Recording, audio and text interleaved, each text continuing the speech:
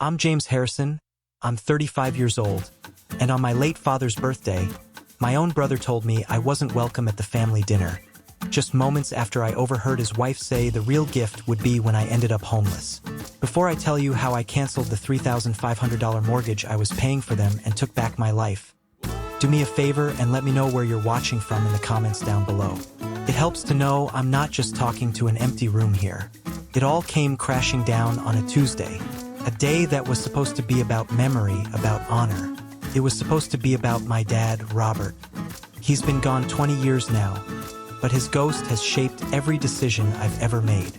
He was the sun our little family orbited around, and when his heart suddenly gave out, our whole universe went cold and dark.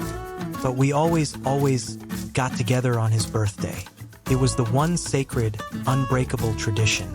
It was the one day a year we were supposed to remember we were family. I remember our last birthday with him. I was 14. He'd spent the whole day teaching me how to properly fix a wobbly leg on our old kitchen table.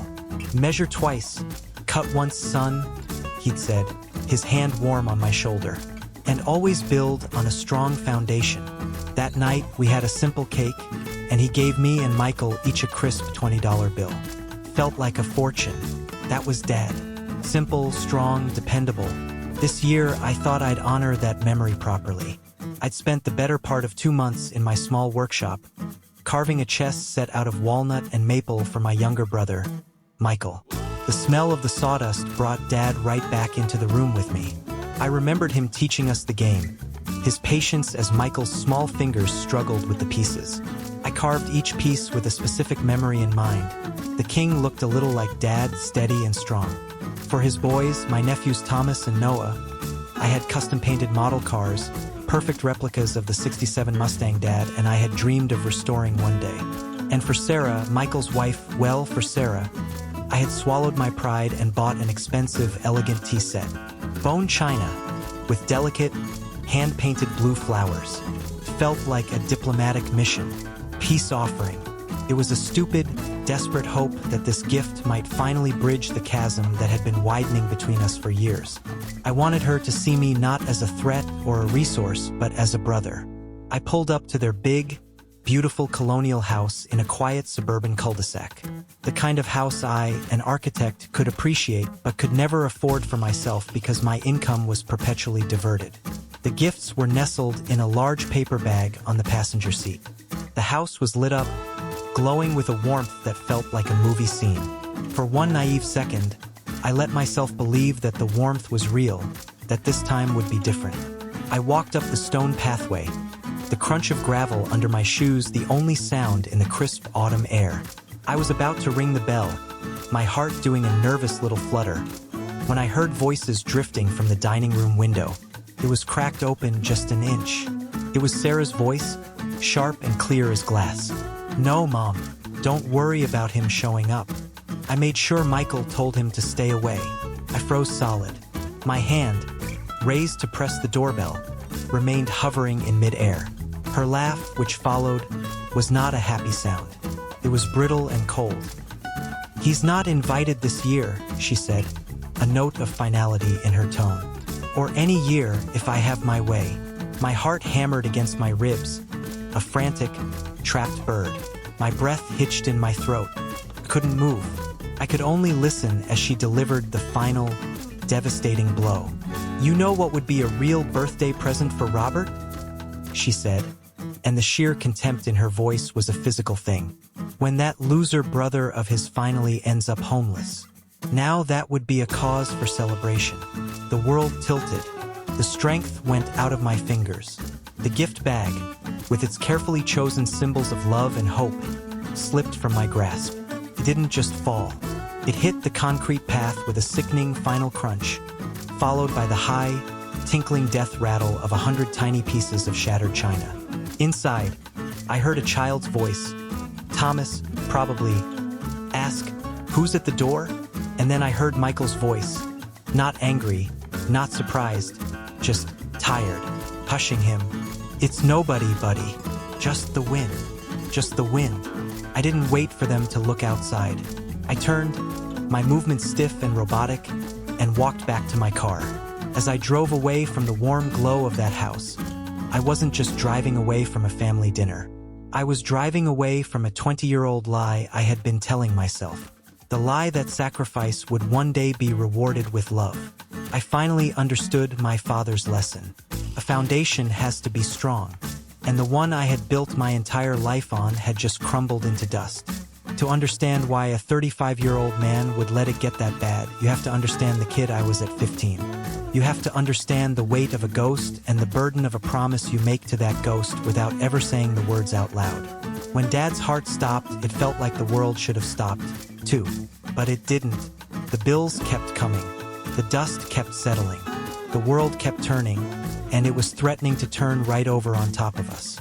My mother, a kind and gentle woman, was shattered. Grief swallowed her whole. She'd sit in Dad's favorite armchair for hours, staring at nothing, a hollowed-out version of the vibrant woman she used to be. She didn't stop loving us, but she lost the ability to care for us. The practical, day-to-day work of living was beyond her. So it fell to me. I remember one night I was 16. I'd just gotten home from a double shift at a Greasy Spoon diner. It was almost midnight. I was bone-tired, my clothes stank of fried onions, and my back felt like it was going to snap. I walked in to find the house dark and quiet. My mom was asleep in her chair, and Michael, who was 13, was sitting at the kitchen table, staring at a permission slip for a school field trip. "What's up, Mike?" I asked, dropping my keys on the counter. He wouldn't look at me. "It's dumb," he mumbled. "The 8th grade trip to the Science Museum. It costs $25. $25. It might as well have been $1 million. I knew the shoebox in Mom's closet, where we kept the cash, was almost empty. We needed that money for the electric bill. I saw the look on his face, that familiar shame of being the poor kid who couldn't afford what everyone else took for granted. I saw the ghost of my father, and I heard his voice in my head, telling me to look after my little brother.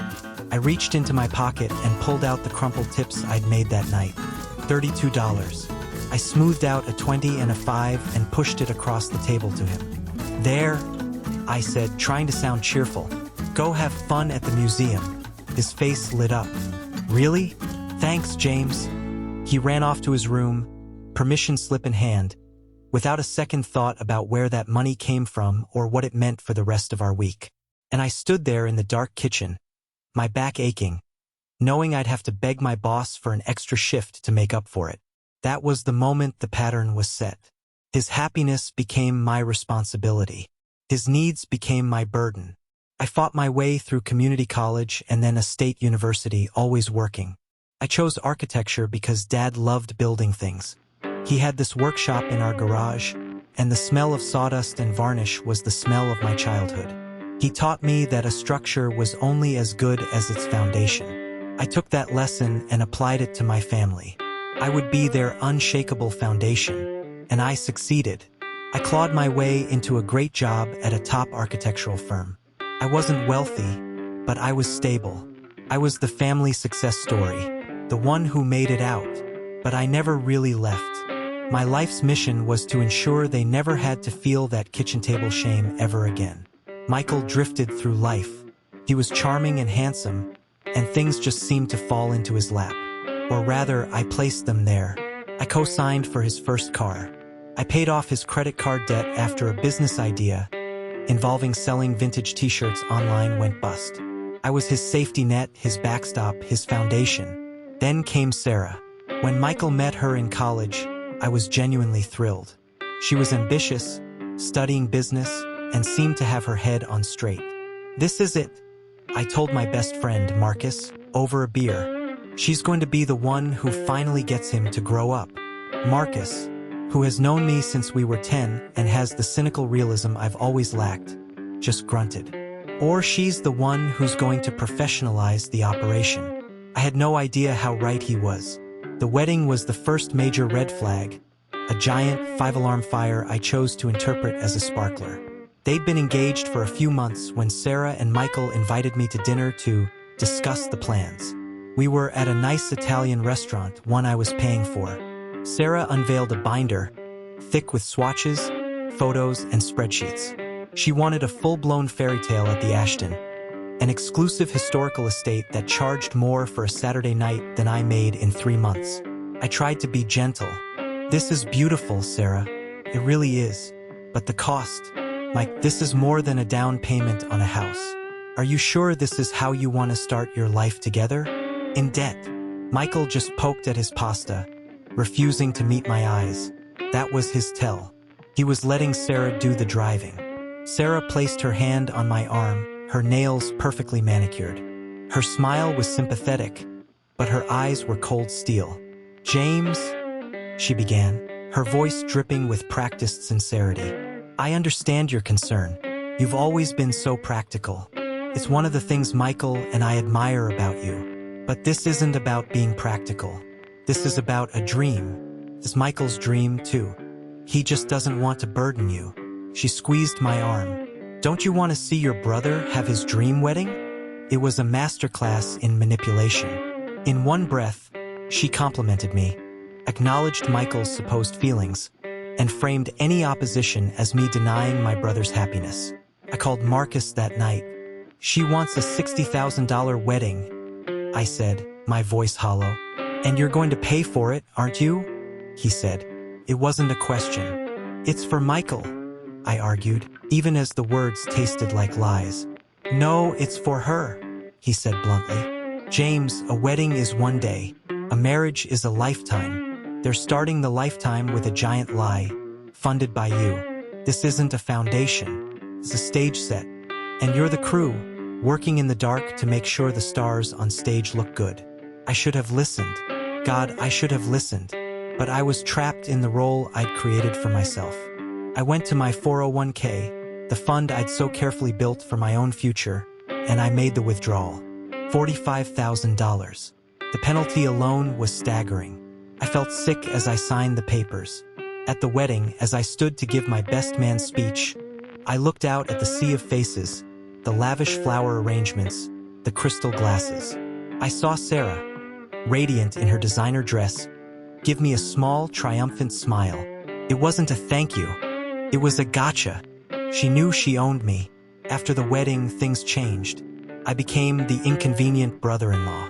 My calls to Michael would go to voicemail. Invitations to their new apartment, which I had also helped furnish, became rare. When I did go over, Sarah was an expert at cutting the visits short. "Oh, James, it was so good to see you. We'd love for you to stay. But the boys have an early day tomorrow." It was always polite. It was always a dismissal. The final phase of my demotion from brother to bank account began 3 years ago. They wanted to buy that big colonial house. It was Sarah's dream house, in a neighborhood they couldn't possibly afford. Michael came to my apartment alone this time. He used the same downcast, little boy lost act that had always worked. "The bank won't approve us for the full amount," he mumbled, staring at his shoes. "Our debt-to-income ratio is too high. We're just a little short on the down payment." I drained my savings account to cover it. I told myself it was an investment in my nephew's future. They got the house. A few months later, Michael lost his job in a round of tech layoffs. The $3,500 monthly mortgage payment was a ticking bomb. My practical solution was simple. "You'll have to sell the house," I said over the phone. "It's a tough market to find a job in. We can find you a more affordable place to rent." Sarah got on the extension. "Absolutely not," she snapped, all pretense of politeness gone. "I will not be forced out of my home. My children will not be uprooted because of one little setback." There was a pause. Then she said the words that sealed my fate for the next 3 years. "James, you're the only one who can help us. Please, it would just be temporary. Just until Michael finds a new job." Temporary. That was the bait. I took it.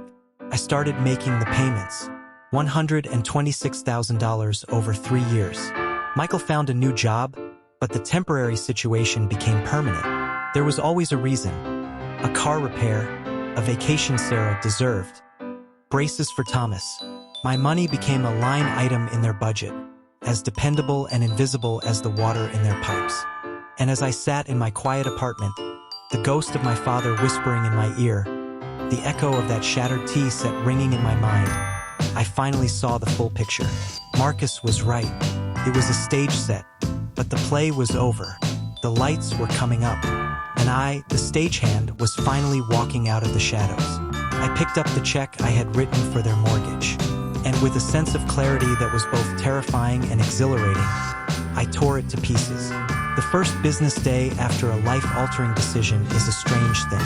The world goes on as if nothing has changed. The sun comes up, traffic is still terrible, but inside, a revolution is taking place. My first act of rebellion wasn't loud or dramatic. It was a quiet, clinical phone call made from the relative privacy of my office cubicle on Monday morning. First National Bank. This is Brenda speaking. How can I help you? Hello, Brenda, I said, my voice surprisingly steady. I need to place a stop payment order on all future automatic debits associated with a mortgage account. I gave her the details, the mortgage company's name, the account number I knew by heart. Yes, sir, I can certainly do that for you. May I ask the reason for the stop payment? I paused, gripping the phone tighter. A torrent of bitter replies flooded my mind. Because my brother is a spineless enabler. Because his wife is a sociopath who wants me on the streets. Because I'm staging a one-man intervention for my own life. But I kept my voice even. The arrangement has ended. It's for personal reasons. Very good, sir. The stop payment is now active. All future debits from that payee will be rejected. Is there anything else I can help you with today? No, Brenda, I said. You've helped more than you know. I hung up, and that was it. With a few words to a stranger hundreds of miles away, I had severed a financial cord that had been choking me for 2 decades. The silence in my cubicle felt different, felt like sovereignty. For 3 days, that silence extended to my personal life. Not a word from Michael or Sarah. This wasn't unusual. They only ever called when a bill was due or a new crisis had been manufactured. I spent those days in a state of high alert, a soldier waiting for the inevitable counterattack. I went to work, designing buildings with clean lines and strong, logical foundations, while my own life felt like a controlled demolition. I tried to distract myself, but the dread was a low hum beneath the surface of everything. My friend Marcus called me on Wednesday night. So, any fallout? Not yet, I said, pacing my small living room. It's too quiet. Feels like the air before a thunderstorm. Good, he said. Let him sweat. You know, I was thinking about what you told me Sarah said, about wishing you were homeless. Don't remind me, I muttered. No, listen, he insisted. People like her, they don't just say things like that out of the blue. It's not just anger, it's projection. She's terrified of being powerless, of being poor. You weren't just a brother-in-law to her, James. You were an insurance policy against her greatest fear, and you just canceled it. This isn't gonna be a quiet storm. He was right. The storm broke on Friday afternoon, right in the middle of a team meeting. My phone, set on my desk, buzzed violently. The screen lit up Michael. I ignored it. It buzzed again and again. My boss shot me an annoyed look. I quickly silenced it, my heart starting to pound. The meeting ended 10 minutes later. I had 3 missed calls and a voicemail. I walked to an empty conference room, closed the door, and played the message. It was just Michael's voice, tight and frantic. James, call me. Now, the bank called Sarah. It's about the house. Call me. I took a deep breath, steeling myself, and dialed his number. He picked up on the first ring. Hello, where is it? He demanded, no preamble, no greeting, just raw, entitled anger. Where's the mortgage payment, James? It was due yesterday. The bank is hitting us with late fees. I leaned against the conference room window, looking down at the traffic crawling along the street below. It's not coming, Michael. What do you mean it's not coming? He practically shouted. Did you forget? Did the check get lost in the mail? I can tell them. No. I cut him off, my voice cold and hard. It's not coming because I didn't send it, and I'm not going to. I'm not paying for your house anymore. The silence on the other end was thick with disbelief. I could picture him perfectly, standing in the kitchen of his oversized house, his mind short-circuiting as it tried to process a reality he had never once had to contemplate. "You can't do that," he finally sputtered, his voice a mix of panic and outrage. "We have an agreement." "An agreement?" I repeated, and a laugh, devoid of any humor, escaped my lips. "Let's be very clear, Michael. An agreement is between two parties who both contribute and both benefit. What we had was an arrangement where I provided the money, and you, in return, provided access to my nephews and the illusion that I was still part of this family. But the terms have become unacceptable." "What are you talking about? What does Sarah have to do with this?" He was playing dumb. It was his signature move, the one he used whenever he was cornered. He'd act confused until you got tired of explaining and just gave in. But I wasn't giving in. Not this time. "Don't," I said, my voice dropping to a low, dangerous growl. "Don't you dare play dumb with me, Michael. Not today. I was at your house on Tuesday. For Dad's birthday. I was standing on your front porch, holding gifts for you and for my nephews, when I heard your wife telling her mother she wished I was homeless." There was a long, damning pause. He knew he was caught, so he did the next best thing. He tried to deflect. "You were spying on us?" he accused, his voice weak. The audacity of it sent a surge of white-hot anger through me. "Spying?" I shot back, my voice rising despite my efforts to control it. "I wasn't spying. I was trying to honor our dead father with the only family I have left. A celebration I was apparently, explicitly uninvited from, while Sarah's mother got a play-by-play. Tell me, Mike, was that your decision? Or did you just do what Sarah told you to do?" He stammered, cornered and flailing. "Look, she was upset. She was venting. You know how she gets. She didn't mean it. Venting." The word was a lit match on a trail of gasoline. It was the ultimate dismissal of my pain, of years of disrespect. "She meant every syllable, Michael. And you know she did.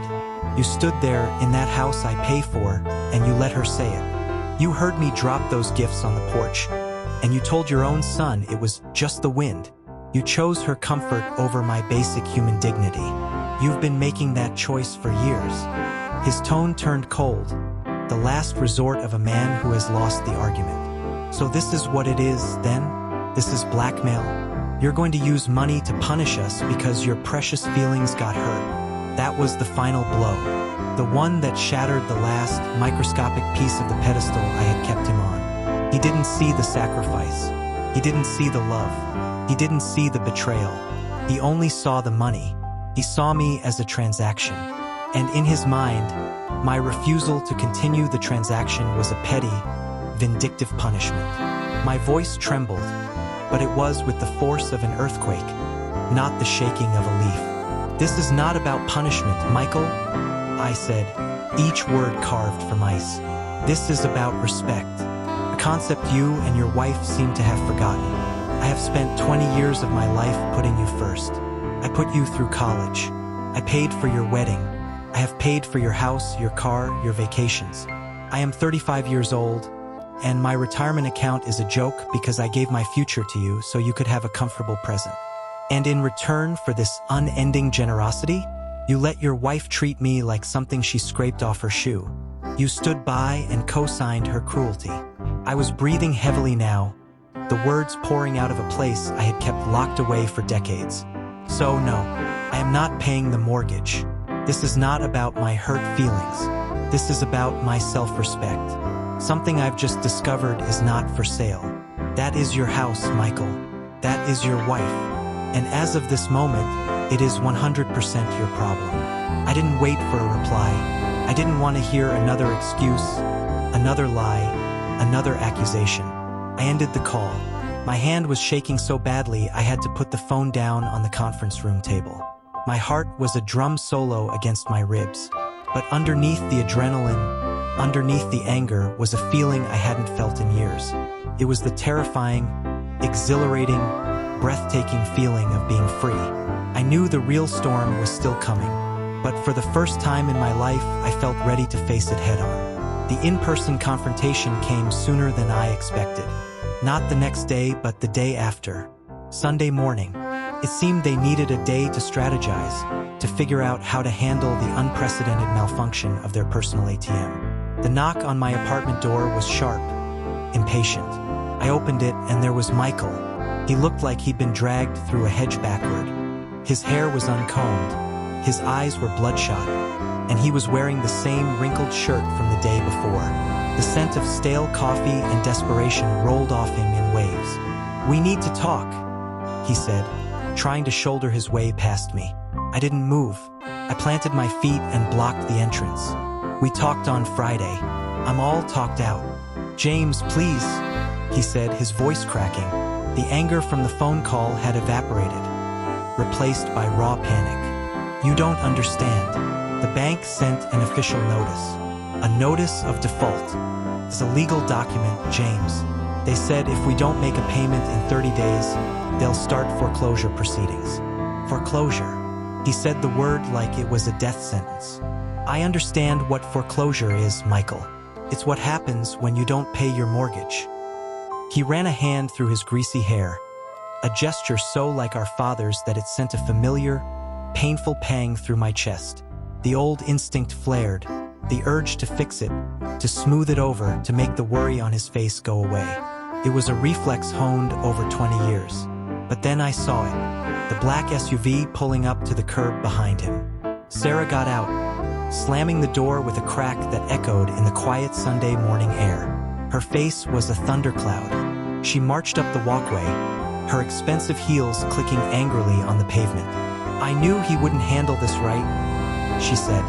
Not to me, but right past me to her husband. It was as if I wasn't even there. She breezed into my apartment without an invitation. "Just get him to sign the damn check, Michael, and let's go." I closed the door, a profound sense of calm settling over me. The battle had come to my turf, and I was ready for it. "I told you," I said, turning to face them in my own living room. "I'm not signing anything."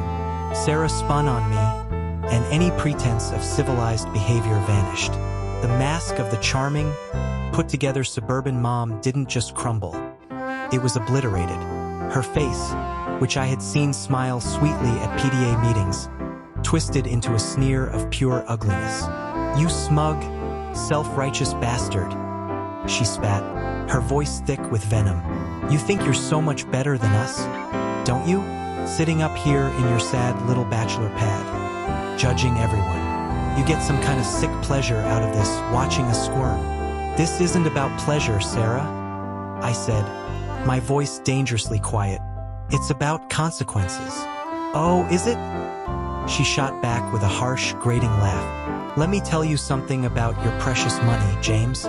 Do you honestly, truly believe that Michael would bother to call you if you weren't paying our bills? Do you think my sons would give a damn about their Uncle James if you weren't constantly showing up with expensive toys to buy their affection?" Out of the corner of my eye, I saw Michael flinch as if he'd been slapped. "Sarah, stop it," he pleaded, his voice weak and useless. But she was on a roll. The poison she had been carefully nurturing for years was finally spewing out, and she was going to make sure I drowned in it. She took a step closer, invading my personal space, her eyes boring into mine with an intensity that was almost frightening.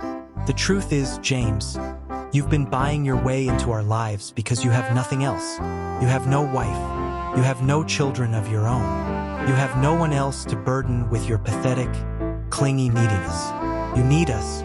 You need to feel important like a patriarch because you're a hollow man with a fat wallet. That's all you are." The silence that followed was absolute. It was so complete that I could hear the faint ticking of the clock on my wall. Michael looked like he had been gut-punched. Sarah's chest heaved with ragged, angry breaths, her face flushed with the thrill of her own cruelty. And me, a strange and unexpected feeling washed over me. It wasn't anger, it wasn't hurt, it was liberation. For years, I had been living in a fog of self-doubt and obligation. I had made endless excuses for her behavior. She's stressed. She's just protective of her family. She'll warm up eventually. I had swallowed every snide remark, ignored every passive-aggressive slight, pretended not to see the way she would strategically angle the camera for family photos to cut me out. Hearing her vile thoughts spoken out loud, in my own home, didn't crush me, clarified everything. This wasn't a misunderstanding. This wasn't a personality clash. This was a deep, abiding contempt she had for the very core of my being. The fog lifted. The guilt I'd been wrestling with, the guilt of cutting them off, of abandoning my brother, evaporated. It was replaced by a profound, chilling certainty. I had done the right thing. I looked her dead in the eye, and for the first time, I didn't see my brother's wife or the mother of my nephews. I saw a bitter, unhappy stranger who had taken up residence in my life for far too long. "Thank you for your honesty," I said, and I was shocked by how steady and calm my voice was. "It's illuminating." I walked to the door and opened it wide. "Now I'd like you both to leave." Sarah opened her mouth, probably to unleash another tirade. But Michael finally found a sliver of his spine. He grabbed her arm, his grip firm. "That's enough," he said, his voice a low growl of pure shame. He looked at me, his eyes a chaotic swirl of apology and desperation, and then he pulled Sarah out of my apartment. At the threshold, he hesitated, turning back to me for a fleeting second. "I didn't know, James," he whispered. "Not about all of it. I swear." Whether he was telling the truth or just another convenient lie no longer mattered. The truth, Sarah's truth, was out, and it had set me free. I closed the door, leaning against the solid wood. This part of the conversation was over, but I knew the next part wouldn't be about feelings. It would be about lawyers. As it turned out, the discovery that would arm me for that legal battle was happening at that very moment. As Michael later told me, his mind was reeling as he drove home. The notice of default was a tangible threat, a legal time bomb. When they got back to the house, consumed with a desperate need to find something, any financial document, any old insurance policy that might help, he started tearing through the office. That's when he opened the bottom drawer of Sarah's antique writing desk. Tucked away under a pile of old stationery, he found a shoebox. He opened it, expecting to find old receipts. Instead, he found a graveyard of my affection. A thick stack of birthday cards and Christmas cards, addressed to Thomas and Noah in my familiar handwriting. All of them unopened. Some of them had crisp $5 bills tucked inside. Others had gift cards to the bookstore or the Lego store. Years of my love, intercepted and hidden away. He sank to the floor, the colorful envelopes scattered around him, and for the first time, he understood the true depth of the deception he had been complicit in. The battle lines weren't just drawn anymore. They were fortified with undeniable proof. The week after that explosive Sunday was a masterclass in strategic silence. I didn't reach out. I didn't answer Michael's increasingly desperate texts. Instead, I took a personal day and went to see a lawyer. Mr. Davies was exactly what I needed. He was in his 60s, with a mind like a steel trap and an expression that suggested he'd seen every form of human ugliness and was thoroughly unimpressed by all of them. I laid out the whole story, decade by decade, check by check. I brought a meticulously organized binder with bank statements highlighting every mortgage payment, the wire transfer for the down payment, and even the withdrawal slip from my 401k for the wedding. I told him about the final confrontation and what Michael had found in Sarah's desk. He listened intently, occasionally making a sharp, precise note on a yellow legal pad. When I finished, he steepled his fingers and looked at me over his glasses. "Mr. Harrison," he said, his voice dry and calm, "what you have here is a textbook case for a claim of equitable interest. You weren't a gift giver. You were an undocumented investor in the property. The unopened cards establish a clear pattern of malicious intent and bad faith from your sister-in-law, which strengthens our position immensely." He leaned forward. "So, the question isn't whether we can win. The question is, what do you want your win to look like?" That was the question that haunted me. Did I want revenge? Did I want to see them ruined? No, that wasn't me. It wasn't what my father would have wanted. What I wanted was justice. I wanted acknowledgement, and most of all, I wanted it to be over. "I want what I'm owed," I told him, "and I want a clean break." "A very sensible goal," he nodded. "I'll draft a letter and arrange a formal mediation meeting." It's best to handle this in a controlled environment. He gave me a thin smile. People like your sister-in-law tend to show their true colors under fluorescent lighting. A week later, I was sitting in that controlled environment. A sterile, soulless conference room in Mr. Davies's law firm. The air was thick with tension. I sat on one side of the polished mahogany table with Mr. Davies. On the other side sat Michael, looking pale and defeated, and Sarah, who radiated pure, hostile energy. She was dressed impeccably in a power suit, as if this were a hostile takeover negotiation instead of a family implosion. Mr. Davies began, his voice a calm, dispassionate drone as he laid out the facts. He presented the timeline of payments, the total sum of my contributions. He didn't use emotional language, he just stated numbers. The number was shocking when said aloud. Over $170,000, not counting the wedding funds. Sarah's face, which had been set in a mask of defiance, went a shade paler. Michael seemed to shrink in his chair. Then Mr. Davies slid a new folder across the table. Inside were high-quality color photocopies of the unopened birthday cards. These documents, my lawyer stated, which our client's brother discovered, demonstrate a consistent and malicious pattern of parental alienation and bad faith. This wasn't just a financial arrangement. It was an arrangement predicated on a family relationship that Mrs. Harrison was actively sabotaging. Sarah shot a look of pure venom at Michael, who refused to meet her gaze. Then it was my turn to speak. I took a deep breath and looked directly at Michael. I didn't want it to come to this, Mike. I began, my voice steady. I'm not here to ruin you. I'm here to close a chapter that should have been closed a long time ago. I laid out my offer, which Mr. Davies had helped me craft. It was, by legal standards, incredibly generous. I am not suing for the full amount. I am not suing for damages. I am offering a solution. I will assist in negotiating with the bank to prevent foreclosure. We will sell the house. From the proceeds, my initial down payment will be returned to me first. The remaining equity will be split, with my share calculated to reimburse a significant portion of the mortgage payments I made. The rest will be yours. It will be more than enough for you and the boys to start over.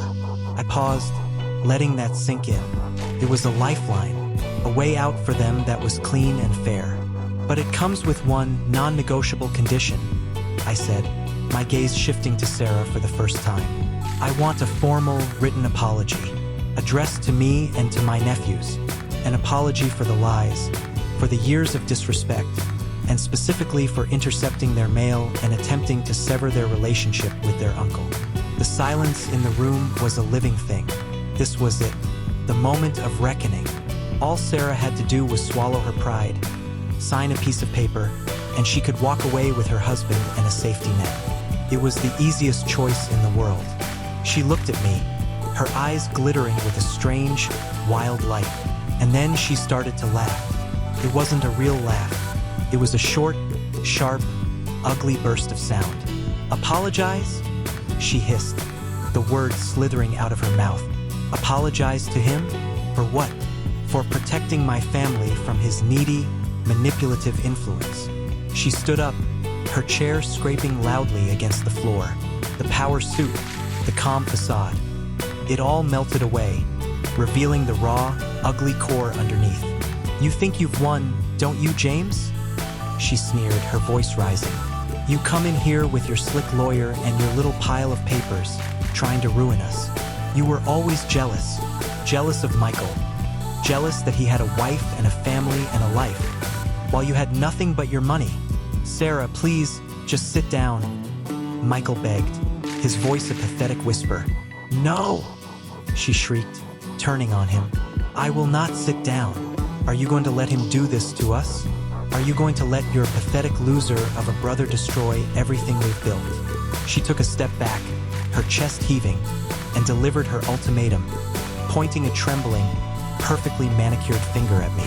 Choose Michael, she screamed, her voice echoing in the small room. Right here, right now. It's him or it's me. This was it, the final, irreversible moment. Michael looked at his wife, at her face contorted with a rage so profound it was almost inhuman. He looked at the legal documents on the table that spelled out their future. He looked at the photocopies of the birthday cards he'd found, the proof of her quiet cruelty. Then, slowly, he turned and looked at me, and in his eyes, I saw 20 years of weakness, of fear, of complicity, finally burn away. He stood up, not with anger, but with a weary, heartbreaking resolve. He looked his wife directly in the eye. "I choose my brother," he said. His voice was quiet, but it filled the entire room. It was the sound of a choice being made, a chain being broken. "I choose my sons having a home. I choose doing the right thing. For once in my damn life." Sarah stared at him, her mouth agape. Her ultimate weapon, the threat of leaving him, had been turned against her. She had pushed all her chips to the center of the table, and she had lost everything. Michael held my gaze for a long moment, and then he said the words I had waited a lifetime to hear. "I'm sorry, James, for all of it, for letting it happen, for not being the brother Dad would have wanted me to be. I am so sorry." The war was over. The truth, in all its ugly, liberating glory, had finally won. The immediate aftermath of Sarah's defeat was eerily quiet. Her explosive rage just deflated, leaving behind a brittle, hollow shell. She didn't scream or cry. She simply grabbed her expensive leather purse from the table, shot Michael a look that could curdle milk, and walked out of the conference room without another word. The sharp click of the door closing behind her was the sound of a marriage ending.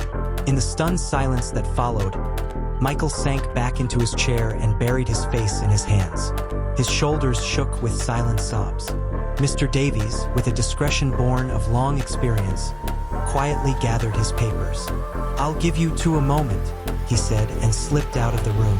For the first time in what felt like a lifetime, I was alone with my brother. No buffer, no wife, no agenda. Just two broken men sitting at a polished mahogany table. I didn't know what to say. The old me, the fixer, would have rushed to comfort him, to tell him it would be okay. But the new me knew that some things had to break completely before they could be healed.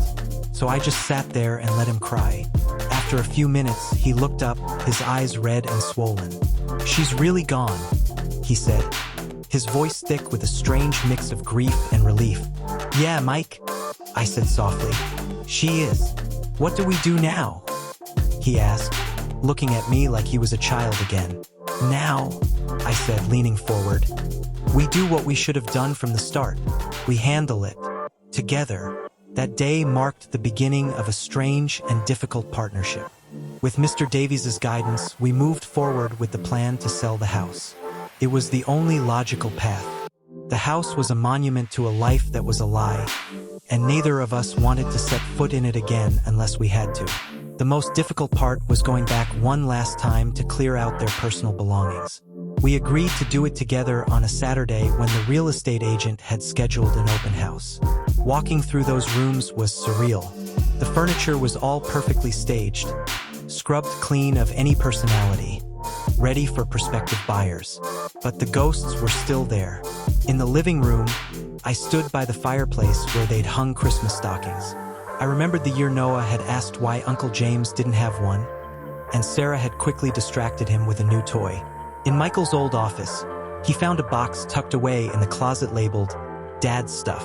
Inside were a few of our father's old woodworking tools, his favorite flannel shirt, and a photo album. We sat on the floor, surrounded by boxes, and flipped through the yellowed pages. There we were, two smiling kids with our arms around our dad at a 4th of July barbecue. "He would be so disappointed in me," Michael said, his voice barely a whisper. "He wouldn't be disappointed," I said, my own voice tight with emotion. "He'd be sad that it got this far, but he'd be proud that you finally stood up, Mike. He always said it's not about how you fall, it's about how you get back up." We packed up the memories and the remnants of their life in silence. It wasn't about forgiveness yet. It was too soon for that. It was about shared history. It was about acknowledging the foundation we came from, even if the structure we built on top of it had been condemned. The house sold in less than a month. The closing was another sterile, legal affair. I sat at another conference table and watched as a series of checks were signed and passed around. The bank got their money. The lawyers got theirs. And then there were 2 checks left. One was made out to me. It was for the initial down payment plus a significant, fairly calculated portion of the mortgage payments. It was a staggering amount of money to see written out with my name on it. It wasn't a gift. It wasn't a loan. It was a reimbursement. It was closure. The other check was made out to Michael. After everything was settled, it was still a very healthy sum. More than enough to secure a new life. A week later, I met him for coffee at a neutral diner halfway between my apartment and the motel he was staying at. He looked better. The exhaustion was still there, but the raw panic was gone. He looked lighter. I slid the envelope containing his check across the vinyl tabletop. "This is yours," I said. He stared at it for a long moment, then slowly pushed it back towards me. "I can't take this, James. After everything, it doesn't feel right." "It's not about feeling right," I told him, pushing it back. "It's about what is right. This is the equity from the house. It's your share. Take it. Use it to find a decent place for you and the boys. Use it to build something real this time. Something that's actually yours." He finally took the envelope, his fingers trembling slightly. "I talked to Sarah," he said, avoiding my eyes. "The lawyers are handling it. She's staying in California. She met someone else already." He said it with a detached sense of wonder. "She wants the boys to finish the school year there. Then they're coming back to live with me. She says she needs to find herself." The casual selfishness of it was still breathtaking. She had detonated their family and was already walking away from the rubble without a scratch. "Are you going to be okay?" I asked. It was a genuine question. His well-being was no longer my responsibility, but he was still my brother. He looked up from the envelope, and for the first time, I saw a flicker of genuine strength in his eyes. "Yeah," he said, and a small, wry smile touched his lips. "I think I am. I got a job offer. It's a sales gig. Nothing fancy, but it's steady. It's a start." He paused. "I'm going to find an apartment near a good school.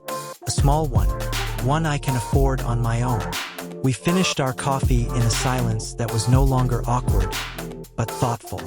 The vast chasm that had separated us for years was still there, but it didn't feel impassable anymore. It felt like we had both reached the edge, looked down into the abyss of what we had become, and decided to start building a bridge. Not back to the toxic, one-sided relationship of the past, but forward to something new and uncertain.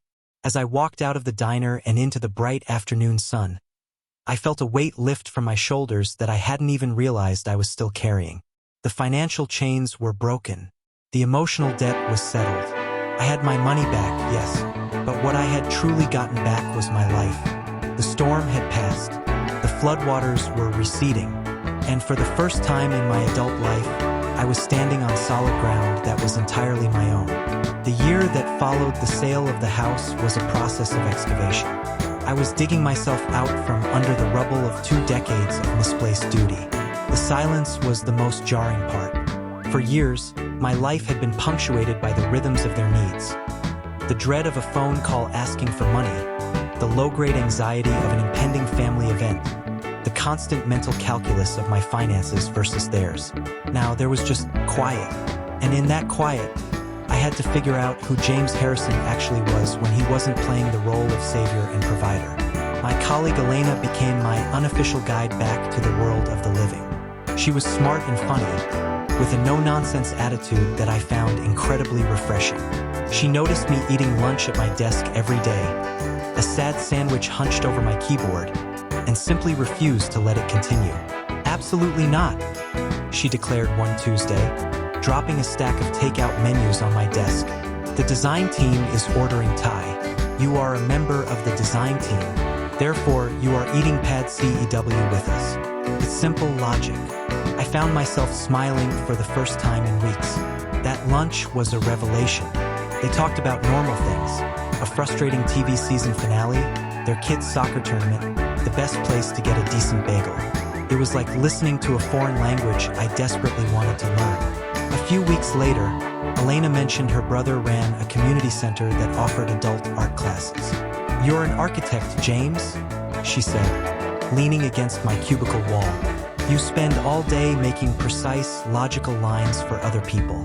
You should try making some messy, illogical lines for yourself." The old me would have dismissed the idea as frivolous, a waste of time and money. But the new me was trying to say yes to things. So I signed up. Walking into that art studio was like stepping into a different dimension.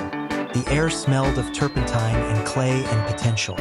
I was given a giant pad of newsprint and a piece of charcoal. The instructor, a woman with paint-splattered jeans and a kind smile, just said, "Don't think, just draw." At first, I was paralyzed. I tried to draw a perfect building, a perfect tree. It was stiff and lifeless. Frustrated, I just started making angry, jagged lines across the page. I drew the conference room. I drew a shattered tea set. I drew a faceless woman with a cruel smile. It was messy. It was illogical. It was the most honest thing I had created in years. I went back every single week. Freed from the constant stress, my professional work flourished. I poured my renewed energy into my designs. I led a project for a new public library, a building meant to be a sanctuary for the community. My design, which featured wide open spaces and lots of natural light, won a major regional architecture award. There was an article about me in a design magazine with a picture of me standing in front of the half-finished structure. I was building something strong, something beautiful, something that would last.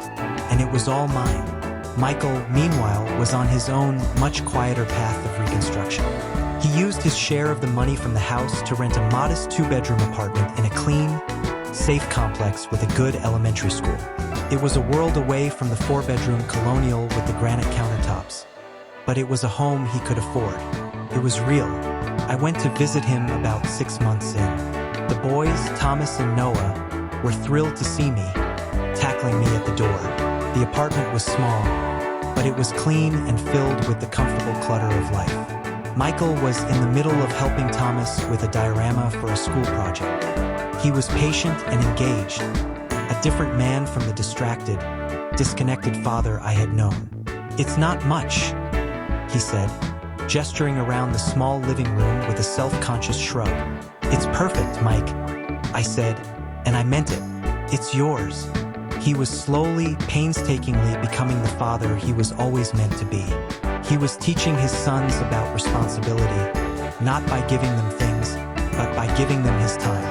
He was showing them what it meant to live within your means, to take pride in your own work. My relationship with my nephews was reborn. We had our weekends. We'd go to the park and throw a football until my arm was sore. I took them to my art studio, and we made a gigantic, wonderful mess with clay. I taught them chess on the beautiful walnut and maple board I had once carved for their father. One afternoon, while setting up the pieces, Thomas looked at me with his serious 11-year-old eyes. "I'm glad Mom can't hide you anymore," he said simply. My heart cracked open just a little. My friendship with Elena deepened. It wasn't a whirlwind romance.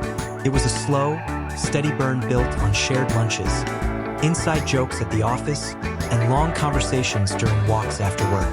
She was the first woman I'd ever been with who wasn't impressed by my wallet or my ability to solve problems. She was interested in my weird, messy paintings. She loved my passion for architectural history. She just liked me, all the parts of me, even the broken ones. About a year after the infamous mediation meeting, a letter with California postage arrived. I recognized Sarah's elegant, sharp handwriting immediately. My first instinct was to shred it unopened, but I knew I had to read it to truly close the door. It was exactly what I expected, a masterwork of non-apology. It was filled with phrases like, "I was under a lot of pressure," and "I've done a lot of work on myself," and "It's important that we all move on from the negativity of the past." She blamed her parents' financial troubles for her anxiety. She blamed Michael for being too passive. She implicitly blamed me for rocking the boat. There was not a single, direct, "I'm sorry." I read the entire letter, folded it precisely in half, and walked it to the office shredder.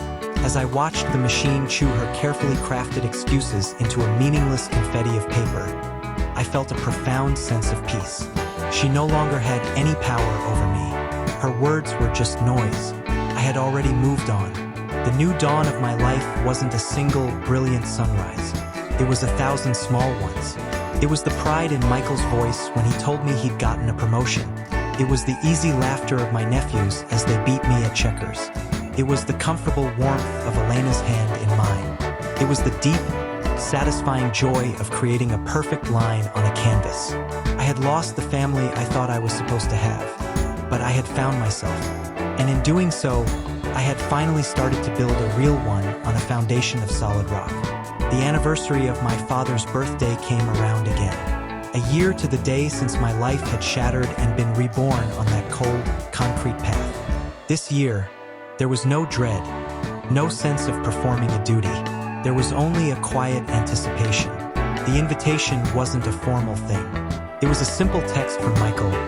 Dinner at my place to celebrate Dad. 7 p.m. The boys are making a surprise dessert. Brace yourself.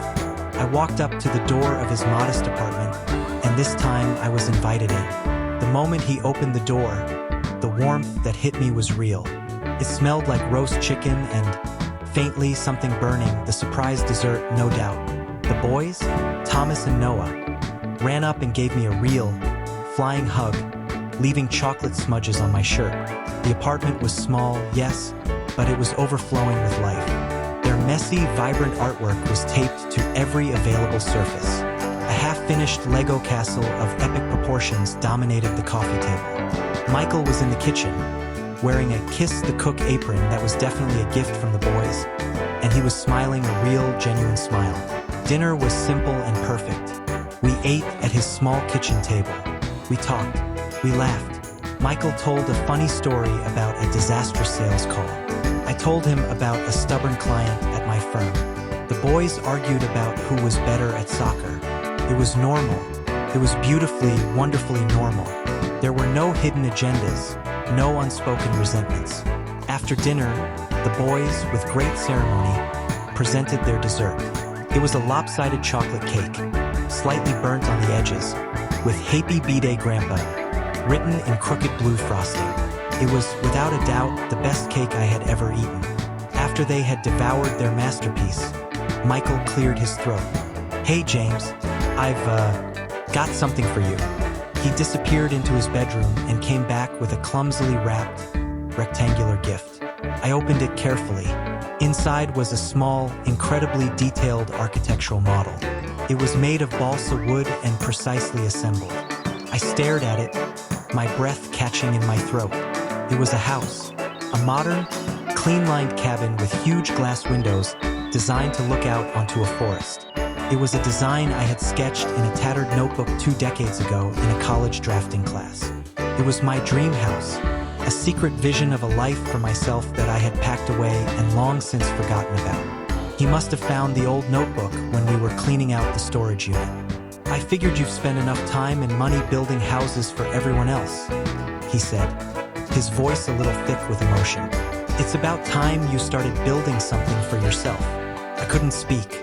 I just ran my fingers over the tiny, perfect roofline. He didn't just see me as a brother or a bank. He saw me, my dreams, my past, my future.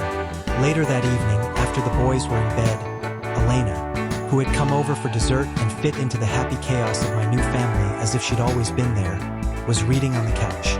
Michael and I stood out on the small balcony, looking out at the glittering city lights. "Thank you," he said quietly, his gaze fixed on the horizon, "for not giving up on me, especially when you had every right to." Any other person would have walked away and never looked back.